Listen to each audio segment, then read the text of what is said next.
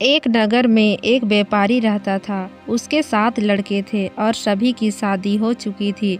व्यापारी कपड़े का व्यापार करता था और उसका लड़का भी उसके साथ दुकान पर थे।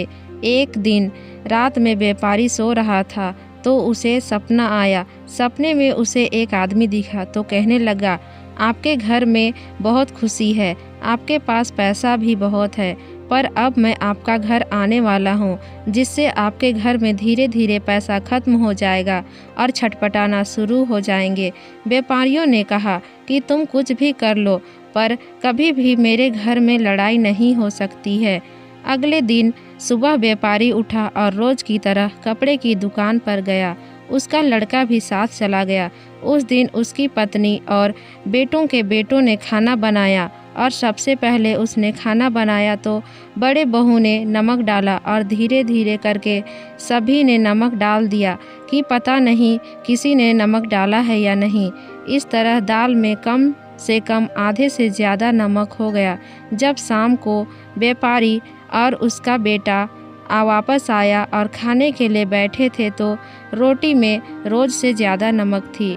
पर सबसे पहले व्यापारी खाना खाकर उठे और उनके बेटे ने पूछा कि विशाल ने खाना खा लिया।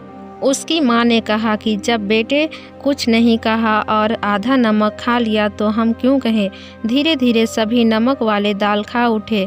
जब घर की और सदस्य बैठे और खाना खाने लगे तो वे भी सोचे कि सब लोग बिना कुछ कहते ही खा गए तो हम क्यों कहें और क्यों नहीं खा सकते। इस तरह के व्यापारी और उनके परिवार में बिना लड़ाई झगड़े आधा नमक खा लिया और किसी ने कुछ नहीं कहा। यह सब कुछ उनके घर में बताया गया था कि अगर हम अपना गुस्सा नहीं निकालते हैं और हंसते रहते हैं और लड़ते ना रहे तो हम सब घर में सुख कहीं भी नहीं जाएगा और दुख की बात कभी भी नहीं आएगी।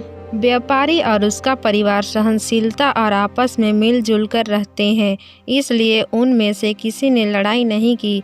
उसी रात को फिर व्यापारी को सपना आया और सपने में वही आदमी दिखाई दिया। उसने कहा कि मैं तुम्हारे घर में लड़ाई करवाने के लिए सब कुछ किया, पर तुम्हारे घर के लोगों के जो सहनशीलता दिखाई वो बात ही अलग है। कोई किसी से नहीं लड़ते हैं, इसलिए तुम्हारे घर में सुख शांति हमेशा बनी रहती है। सुखी परिवार वह होता है जिसमें शांति से आप रह सकते हैं, एक साथ बात कर सकते हैं, उनकी समस्याओं को सुना जा सकता है, उनकी समस्याओं को दूर करने के लिए विचार कर सकते हैं। सुखी परिवार वह नहीं होता जिसके पास धन तो बहुत है मगर आपस में बात करने का समय नहीं है, ना एक साथ भोजन कर सकते हैं, किसी की समस्या को सुनने का समय भी नहीं है। हमें लगता है कि जिसके पास धन है वही सुखी है, परंतु यह सोच गलत है। क्या आप इस कथन से सहमत हैं तो कमेंट करके ज़रूर बताइएगा। और अगर यह कहानी पसंद आई